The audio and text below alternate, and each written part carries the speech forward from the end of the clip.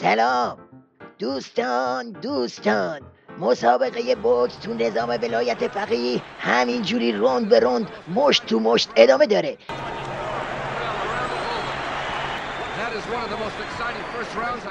این کوسه و علی گدا اینقدر تو سر و صورت هم کوبیدن و دوم به هم دیگر رو گاز گرفتن که النهایه کارشون به تراشیدن مغز استخون نظام یعنی سپاه پاسداران رسید.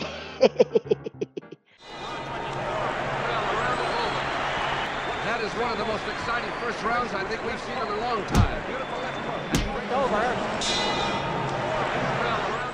حالا داستان از کجا شروع شد؟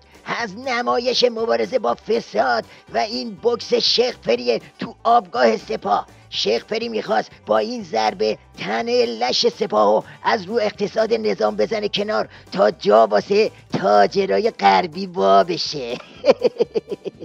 شما اگر اطلاعات رو، تفنگ رو، پول رو، سرمایه رو، سایت رو، روزنامه رو، خبرگزاری رو، همه رو جمع کردی در یک نهاد، ابوذر هم باشه فاسد میشه، سلمان هم باشه فاسد میشه. بله. شیخ فری اسمی از سپاه نبرد، اما یه جوری حرف زد که عمه جان بنده هم فهمید که منظورش چیه.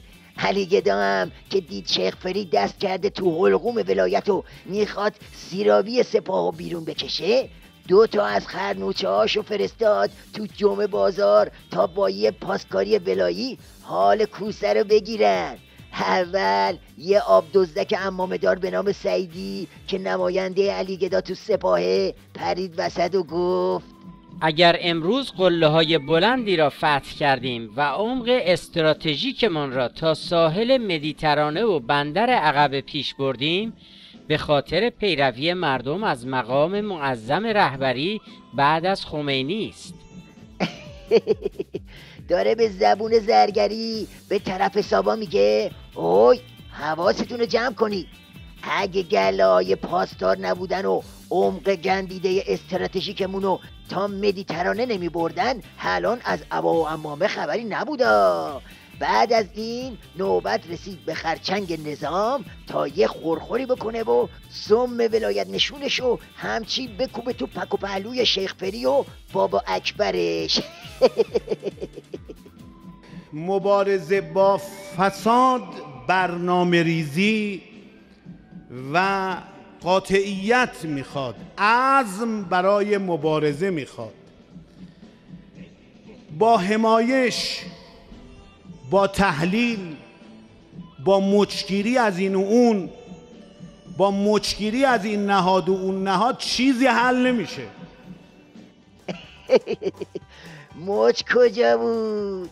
کار شیخ فری به پاچگیری رسیده. خرچنگ نظامم آژیر کشون اومده تو جمعه بازار تا بگه دست رو سپاه بلند کنید دستتون رو قلم میکنیم.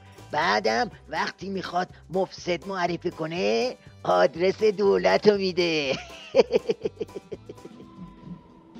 از جمله عوامل فساد عزل و نصب‌های باندی و جناحی است.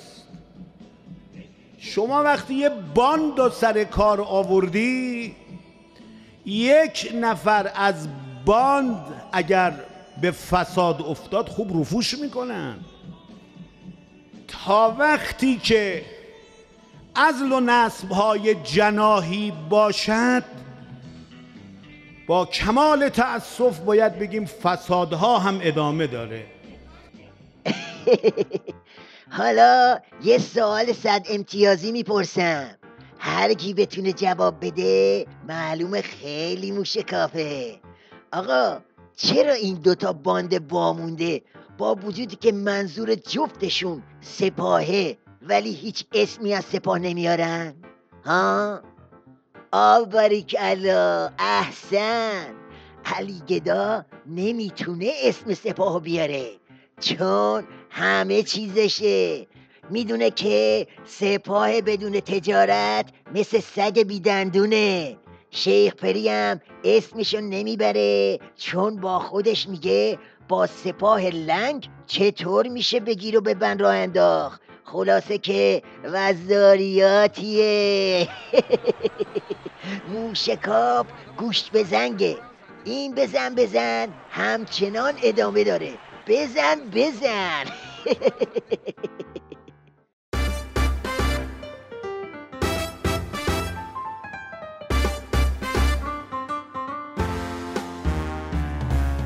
رأسای داغ و شفاف با آقای موشکار، با آقای موشکار.